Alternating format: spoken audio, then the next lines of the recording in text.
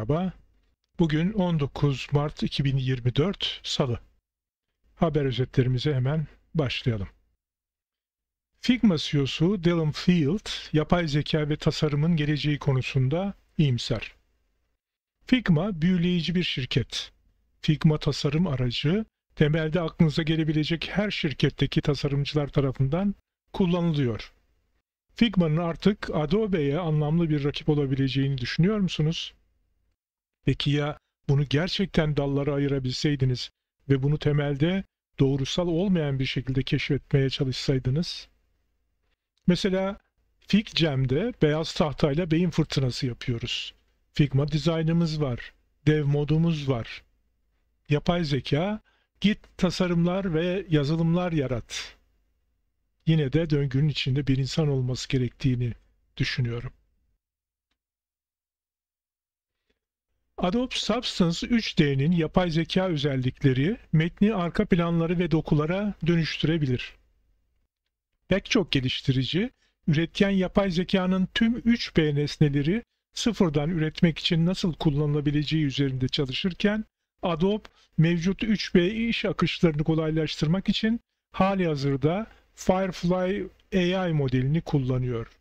Bunlardan ilki Substance 3D Sampler için Adobe'nin ölçekli deri veya dokuma kumaş gibi hızlı açıklamalardan foto gerçekçi veya stilize dokular oluşturabildiğini söylediği metinden dokuya dönüştürme özelliğidir. Bu dokular daha sonra doğrudan 3 boyutlu modellere uygulanarak tasarımcıların uygun referans malzemeleri bulma zorunluluğu ortadan kalkıyor. İkinci özellik ise Substance 3D Stager için yeni bir üretici arka plan aracıdır. Firefly 3 boyutlu modeller veya dosyalar oluşturmuyor. Bunun yerine Substance, metin açıklamalarından üretilen 2 boyutlu görüntüleri kullanıyor ve bunları 3 boyutlu görünecek şekilde uyguluyor. Apple'ın yapay zeka hedefleri Google veya OpenAI'yı içerebilir. Apple'ın modelleri bu yılın sonlarında piyasaya sürülecek iOS 18 ile cihaz içi üretken yapay zekayı güçlendirebilir. Metin ve görüntü oluşturma gibi bulut tabanlı yapay zeka özellikleri ise Google gibi şirketlerle ortaklıklar yoluyla gelebilir. Bu yılın başlarında Samsung, Galaxy S24 akıllı telefonlarına Google'ın yapay zeka teknolojisiyle desteklenen bir dizi Galaxy AI markalı özellik ekledi. Google'ın yapay zeka teknolojisinin Apple cihazlarında potansiyel olarak markalanması veya uygulanmasına henüz karar verilmedi. Apple ile Google arasındaki potansiyel bir yapay zeka anlaşması, Google'ın yapay zeka araçlarının erişimini Apple'ın şu anda piyasada bulunan 2 milyardan fazla iPhone'una genişletebilir.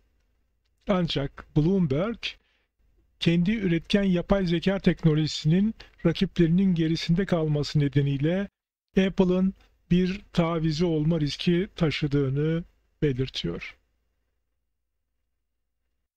XAI açık kaynaklı Grok. Elbette Apple, Google'ın Gemini AI'ını iPhone'lara getirmek istiyor. Kilt, çözüm ekipleri için yapay zeka asistanları oluşturuyor. Grok'un XAI açık kaynaklı temel modeli, ancak herhangi bir eğitim kodu yok. Bir başka otonom araç startup'ı olan Zoox, sürücüsüz testleri genişletiyor ve yatırımcıların yapay zekaya olan ilgisi artıyor. Evet, bugünkü haber özetlerimiz bu kadar. Yeni videolarda görüşmek üzere, hoşça kalın.